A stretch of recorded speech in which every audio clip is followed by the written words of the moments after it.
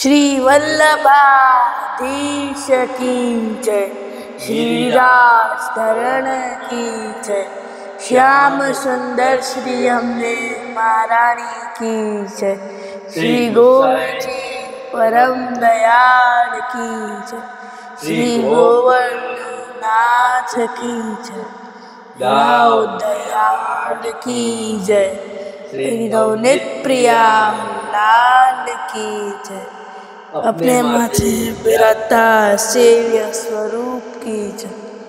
बधाए वैष्णव ने जाजा करीन जय श्री कृष्ण।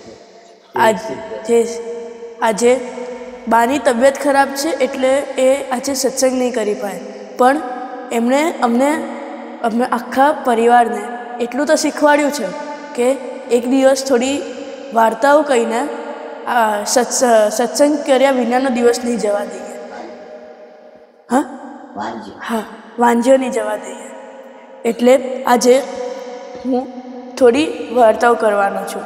એમાંથી સૌથી પહેલી છે જે આપણામાંથી ઘણા બધાને ખબર જ હશે કે ઠાકોરજીને કેમ બેકી સંખ્યામાં ધરાવવું જોઈએ અને એકી સંખ્યામાં કોઈ દિવસ નહીં ધરાવવાનું.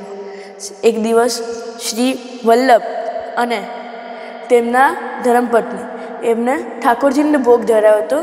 એમાં હતો એક ઠોર હતો. તો પછી જ્યારે એમને સરાવવાના હતા એની પહેલાં ઠાકોરજી ઠોર ખાતા હતા. તો એ ગુસાઈજીએ જોયું. ગુસાઈજી બોલે કે થોડો તો મારા માટે રાખ, તું ખાઈ લઈશ મારા માટે થોડો પ્રસાદી તો રાખ. એમ કરીને બંને ખેંચવા લાગ્યા અને આ લીલા વલ્લભે જોઈ લીધી. હવે વલ્લભ એ તો સર્વગુણ સંપન્ન અને એમને તો ખબર હતી કે આ શું છે. તો એમને તરત પોતાના ધર્મપત્ની પાસે જઈને કીધું કે આપણે હવે આખા પુષ્ટિ માર્ગમાં એક નિયમ કરશું કે હંમેશા બેકી સંખ્યામાં જ ધરાઈશું અને એકી સંખ્યામાં નહીં. હવે એકી સંખ્યા અને બેકી સંખ્યાનો બીજો પણ એક મતલબ છે કે કોઈ દિવસ આપણે જ્યારે પણ આપણે ગ્રુપમાં હોઈએ ને અને ત્યારે સત્સંગ કરીએ ને અને એકલા હોઈએ અને ભગવાનનું નામ લઈએ, બંનેમાં પુણ્ય તો મળે, પણ આપણા ચિત્તને કયું વધારે સારું લાગે, ઠાકોરજીને કયું વધારે સારું લાગે કે જેટલા વધારેમાં વધારે વૈષ્ણવ ભેગા થાય અને જેટલા વધારેમાં વધારે વૈષ્ણવ ઠાકોરજીનું નામ લે. એટલે એ બીજો પણ છે કે જેટલી બેકી સંખ્યા એટલું વધારે સત્સંગ થાય, ઠાકોરજીને યાદ થાય. એટલે આપણે હંમેશા જ્યારે ધરાઈએ ત્યારે બેકી સંખ્યામાં ધરાવવાનું. અને આપણે વૈષ્ણવ છે એના ગૌરવ માટેની હજી 2 વાર્તા છે. સૌથી પહેલી છે જ્યારે ઔરંગઝેબ આવ્યા હતા આપણા હિન્દુસ્તાનમાં, તો ત્યારે એમને કીધું હતું કે હવે જે પણ તિલક કરશે, જે પણ ભગવાનની માળા પહેરશે કે જે પણ ભગવાનનો જપ કરશે અને જે મુસલમાન નહીં બને એને મારી નાખવામાં આવશે. ત્યારે આખા ભારતમાં ઘણા બધા લોકોને રોઈને પોતાનો ધર્મ બદલવો પડ્યો, મુસલમાન બનવું પડ્યું. ત્યારે આપણા ગુજરાતના એક વૈષ્ણવ હતા, એમનું નામ હતું દેવાભાઈ કપૂર. તો એમણે કીધું કે એ નહીં ઉતારે. તો પછી ઔરંગઝેબના સિપાહીઓએ એમને ખૂબ પરેશાન કર્યા કે તમે કંઠી ઉતારો, પણ એમને પછી છેવટે એમને ઔરંગઝેબ પાસે લઈ ગયા. તો ઔરંગઝેબ જ્યારે એમને પૂછતો હતો કે તમે કેમ આવું કરો છો, તો ત્યારે એણે ખાલી એક વસ્તુ કીધી કે આ કંઠી ત્યારે ઉઠરશે જ્યારે ધડથી માથું અલગ થઈ જશે. આનાથી ઔરંગઝેબને ખબર પડી કે આ હિન્દુસ્તાન છે, એને કોઈ દિવસ મુસ્લિમો કે કોઈ બીજો ધર્મ રાજ નહીં કરે, ખાલી હિન્દુઓ, કારણ કે એ લોકોના મનમાં એમનું ધર્મ અંદર સુધી ગળાયેલું છે. આ છે એક વૈષ્ણવની તાકાત, આ વલ્લભની વાણી અને ભૂલ હોય મારી. અને હજી એક છે કે આપણા વૈષ્ણવ છે એનું આપણને ખૂબ આમ પ્રાઇડ હોવું જોઈએ કે બાકી કેટલા ધર્મો છે દુનિયામાં, પણ ખાલી એક વૈષ્ણવની વાણી જે છે ને એ સાચી હોઈ શકે છે. અને જ્યારે એક સાચો વૈષ્ણવ હોય એ મુક્તિ આપી શકે છે. આવી જ એક વાર્તા છે કે પ્રભુદાસ ચલોટાની. એક દિવસ એ અને શ્રી ગુસાઈજી ઠાકોરજીની સેવા કરતા હતા ગોકુલમાં. હવે જતી તો તો પછી એમણે છેવટે નક્કી કર્યું કે હવે આ તો માનશે નહીં. તો એમણે કીધું કે આમની પાછળ એક મદદમત હાથી મોકલો. તો ત્યારે હકીમ એક મદદમત એકદમ જાડો પાડો હાથી હતો એને કીધું. તેમણે કીધું, દેવાભાઈ હવે ગળામાંથી કંઠી કાઢો, આ હાથી તમારો સગો નહીં થાય. તો પણ એમણે કીધું તમે મોકલો હાથીને. તો ત્યારે હાથીને દોડાયો એકદમ ગુસ્સામાં, અને પણ જેવો એ દેવાભાઈની નજીક પહોંચ્યો તેણે એનું માથું નમાયું અને પોતાની સૂંઢથી દેવાભાઈના પગ અડ્યા અને એમની પરિક્રમા કરીને ગયો. આ ચમત્કાર જોઈને હકીમ પણ એટલા આશ્ચર્યચકિત થઈ ગયા કે એમણે કીધું, મારે પણ હવે શ્રીજીના ચરણે જવું છે અને મારે હવે મારા પાપોને જોવું છે અને જે મેં આ પાપવાળી જિંદગી જીવી છે એના માટે કંઈક સારું કરવું છે. એટલે જ આપણે કહીએ છીએ ને કે ઠાકોરજી છે ને કોઈ પણ રીતે જે પોતાના વિછેડા જીવ છે, ચાહે મુસલમાન હો, ચાહે એના કેવા પણ કામ કર્યા હોય, પણ એ ઠાકોરજી એમને પોતાના શરણે લે છે અને એમને પાછા શુદ્ધ કરે છે. આ વલ્લભની વાણી અને ભૂલ હોય મારી. હા, હવે એક દિવસ જતીપુરામાં શ્રી વલ્લભ અને એક વૈષ્ણવ જેમનું નામ હતું પ્રભુદાસ જલોટા. તો એમને એ દિવસે હતું દાન એકાદશી. હવે શ્રીનાથજીની સેવા કરતી વખતે એમણે જોયું મહાપ્રભુજીએ કે ગોરસ તો છે નહીં. તો એમણે કીધું, પ્રભુદાસ શહેરમાંથી થોડું ગોરસ લઈ આવે. તો પછી પ્રભુદાસ જલોટા ગયા. ત્યારે તેમને એક બુજુર્ગ એક ગોવાળન મળ્યા જે માખણ લઈને બેઠા હતા. તો એમણે પૂછ્યું, માખણ છે? તેમને ગોરસ છે? તેમણે કીધું હા. પછી વેચવાનું છે? તો ભાઈ બીજા શેના માટે અમે અહીંયા ઊભા હોઈએ, વેચવા માટે જ તો ઊભા હોઈએ. તો એમણે કીધું, કેટલાનું આપશો? તો એમણે કીધું કે અચ્છા, તમે જેવી રીતે મને મુક્તિ આપી દેશો શું આની બદલે? એમણે કીધું, તમને જોઈતી હોય તો હું આપી દઉં. તો એ કે એનો શું ભરોસો કે મને મળશે જ, લખીને આપો તો હું માનું. તો એમણે આજુબાજુ જોયું ને તો ત્યારે તો કોઈ પેન કે ક્યાં તો કંઈ હોય નહીં. તો એમણે બાજુમાંથી મોરપંખ ઉપાડ્યું અને દહીંમાં બોળી અને હાથ પર લખી દીધું કે જા, તને મુક્તિ આપી. એવું કંઈ છે ને એ પાછા વલ્લભ પાસે ગયા. તો વલ્લભે જોયું કે ગોરસ સારું હતું. તો એમણે કીધું કે પ્રભુદાસ, આટલું સારું ગોરસ છે, કેટલું બહુ મોંઘું તો નથી ને? કે એમણે કીધું, ઠાકોરજી માટે તો ઉત્તમ જ લાવ્યું હતું, મોંઘાનો સવાલ નથી, પણ હા થોડું અજીબ તો પડ્યું હતું, મારે તો મુક્તિ આપવી પડી. તો વલ્લભે પૂછ્યું, હે તે ભક્તિ કેમ ના આપી? તેમણે કીધું, મુક્તિ માંગી હતી એટલે, ભક્તિ માંગી હોત તો ભક્તિ પણ આપત.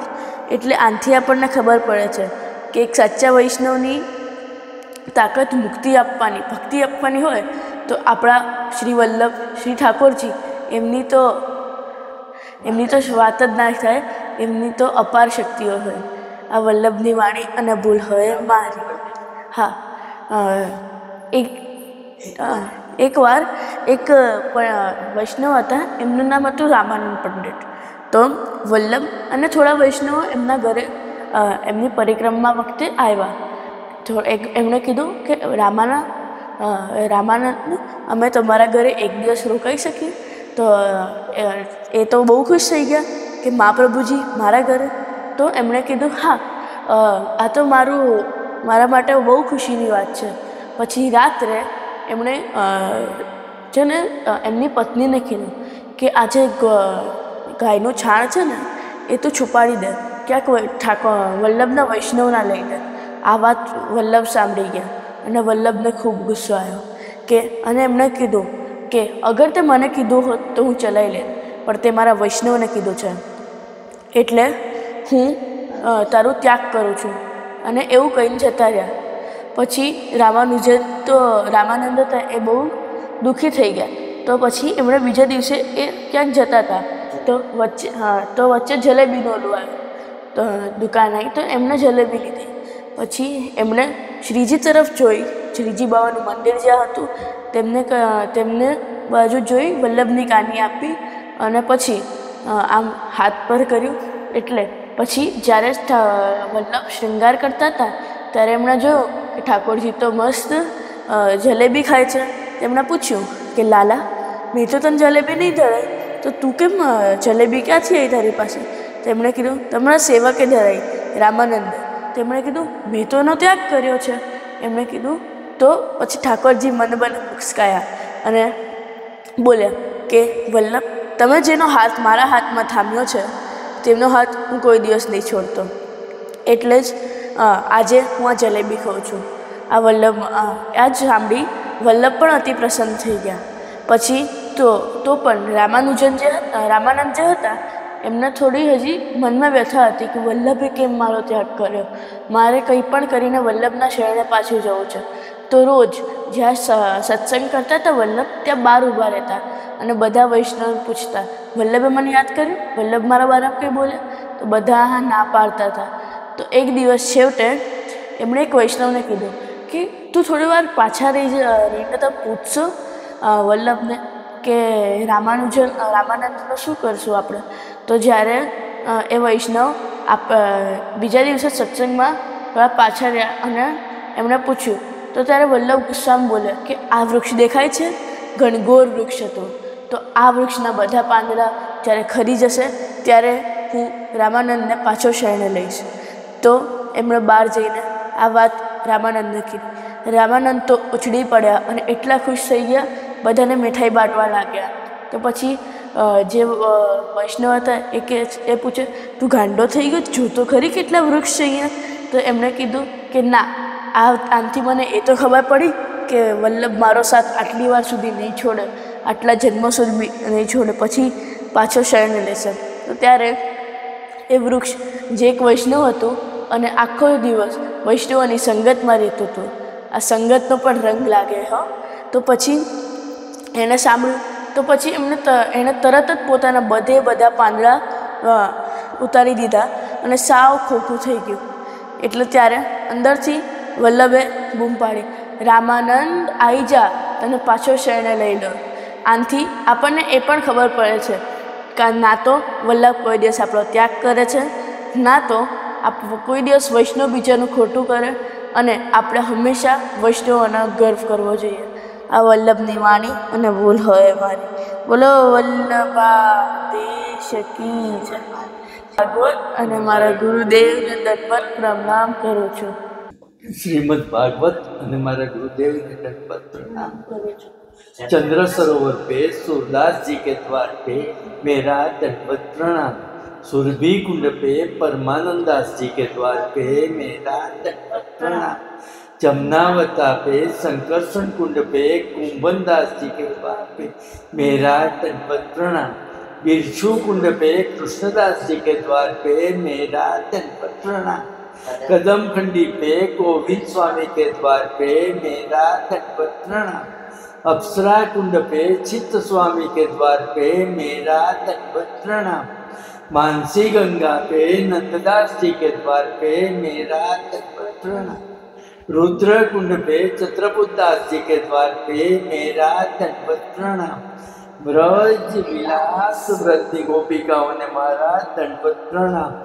हे वल्लभ, સવારથી અત્યાર સુધી સેવા સ્મરણ સત્સંગ જે પણ તે કરાવ્યું તે તારા ચરણારવિંદમાં સમર્પણ કરું છું.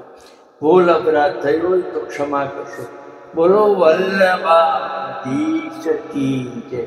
દ્રઢ ચરણ કેરું પરોસો, દ્રઢ ચરણ કે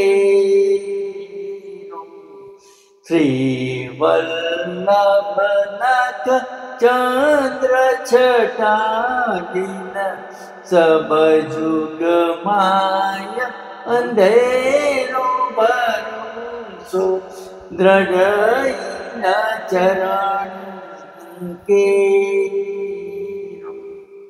साधना और नहीं कली ने जासो होया देवेनो सूर का कहे द्रिविध आदरो વિના મૂલ કો ચેરો ભરોસો દ્રઢ ચરણ દ્રઢ ચરણ દ્રઢ ચરણ કેરો શ્રી વલ્લભાધીશ કી બોલો એ મારી બોલો વલ્લભાધીશ કી જય બધાય વૈષ્ણવને જય જય શ્રી કૃષ્ણ જય શ્રી કૃષ્ણ.